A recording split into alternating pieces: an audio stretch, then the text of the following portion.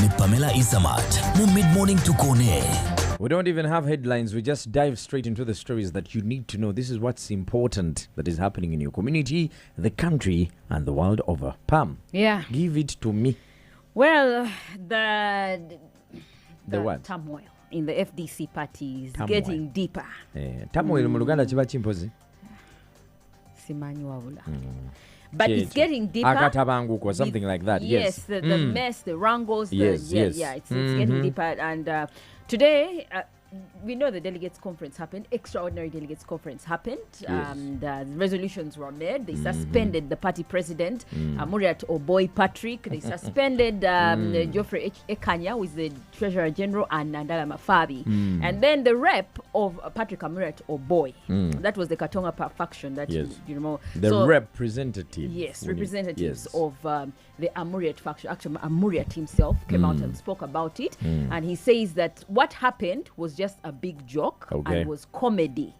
He says that the chairperson, national chairperson for the FDC, that is Waswa Birigwa, was joking when he called this thing because they did not follow the proper channels. So today he's returning his nomination forms. Remember, he's seeking another term as party president. Their NEC extraordinary conference where they elect the NEC is next month on the 6th, and he wants to come again as president. Our founding president, Colonel retired Dr. Kizza Besigye, who wants to take control over the party. Dr. Kizza Besigye has told me 3 times that we may part ways. Probably this is the time he is now implementing his threat. Ambassador Birigwa is engaged in a dream, wishful thinking, and that goes for Dr. Kizza Besigye and all the friends that came to this extraordinary delegates conference. The extraordinary delegates conference is a joke. Comedy, and it will never remove us from office. However, FDC, like I said before, has gotten more publicity than any other political party in the last couple of weeks. But of course, they've been having it in full swing. A divide. It's almost like the same thing that happened to the DP some time back, where there was that split, and it was inevitable that this other group had to go and join the NUP. So we don't know whether this is going to happen. The same story is going to play out because we are having an original FDC that has constitutionally elected leaders. And then we're having a faction that is operating also following the constitution, the Waswa Birigwa, Besigye, Semujunganda, that are coming up with resolutions following their own. Chetuman Chirichimu, Teresa, we're just a stone throw away from the next Kaluru. It is here knocking on the door. Anytime soon, so they better get their party, their house in order. What else do we have happening? What else we have is the IGG, Betty Olive Kamia, is saying that they have, yesterday they did present reports to Parliament, which is the part of the Constitution. They presented 3 reports, the 47th, 48th, and 49th. They call them biannual reports. Biannual reports, Yes, they presented them to the Speaker's office in Parliament. And while she was doing that, she expressed concern about corruption, but she also said that they have made some positive efforts towards fighting corruption. One, she says, they have been able to collect close to 8 billion, to be precise, 7.9 billion shillings out of 38 billion shillings from corrupt government officials. They've collected how many? 8 billion, close to 7.9 billion. They have convicted government officials who have been corrupt in court, and court ordered that these people pay. The fee is amounting to 38 billion. But they've collected only 8. They have collected 8 billion in the past 1.5 years.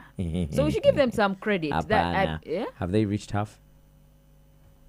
If they hadn't done anything at all, I mean, seriously. 8 vis-a-vis 30. 8 vis-a-vis 30. Pamela, come on. That is some effort. Billion. We are not talking about million. Yes. They should do better.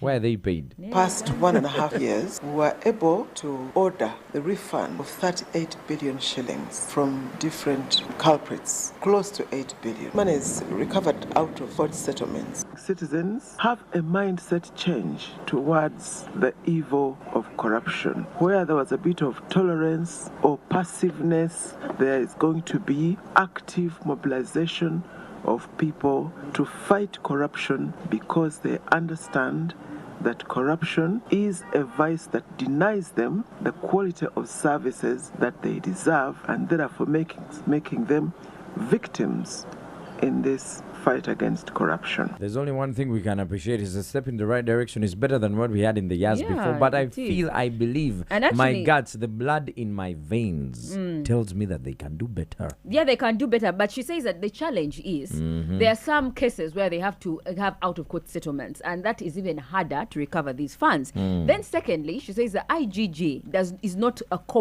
have a corporate status. Therefore, it's not independent. They work through other institutions like the Attorney Generals and other institutions to be able to get these culprits and bring them to book. So she says if they had a civil asset recovery law where they have a law to recover these monies, and then they are operating as a corporate institution, independent, they can be able to handle these corrupt officials even better in terms of recovering this money. Let's wait and see. Yeah. You know that song called Wait and See? We are waiting. But how many times does the IGP have? Give credit where it's due. IGG, sorry. How many times does the IGG get? Or it depends on when they are tired of him or her. How many what? Terms. How long do they have to stay in office? And it depends on the president, because the president is the one who appoints these people. He's the one who appoints them. So if he says, I'm giving you another go, then yeah, well and good. Well, wow, she's not so far done bad. Yeah, although we make a lot of losses. I think amounting to 10 trillion. It's a very big money that is lost. Well, there's an incident in Mubende where two neighbors had a fight. Actually, one of them was almost lynched by locals for killing her friend. These people stay in Kalokarunji village in Mubende district. Yes. According to Rachel Kawala, who is the Wamala Regional Police spokesperson, she says Nawera Jocelyn, who is 30 years, was attacked by the deceased, the one who is now dead. Yes. Kavafuruki Province is 50 years. Province had thoughts, or she was accusing Jocelyn Nawera of seeing her friend Julius. The man is called Julius. Friend, not husband. Kashere Julius. Friend. It must be boyfriend or something. These people stay in the same rental apartments. They are neighbors. 50 years and 30 years. 50 years and 30. Over so a the friend 50 called year Julius. old, How old is Julius? Julius, you might find Julius is like 23 years. I don't know his age. For me, but Julius must be a bit older because his girlfriend, Province, the deceased, the 50-year-old. Yes. Hey. So Province was suspecting her boyfriend. Not husband. Not husband. Why Actually, is she 50 without Kawala a husband? mentions it as friend. Okay. Her friend is seeing the neighbor of 30 years, Nawera. So she got annoyed and attacked her friend. She got a machete and went to the neighbor's house to attack the 30-year-old. Can you imagine? So when she goes there, the neighbor is also armed. She gets also her machete. So in the process of altercation, of the fight that was going on, the 30-year-old Nawera defeated definitely. 50-year-old. The youth Cut her deep wounds to the head, to the hand, and she left her bleeding at her doorstep to death. Well, Julius was watching Manu and Julius Bayan. was not there. He was watching a football game. Had been residing in the same rental house.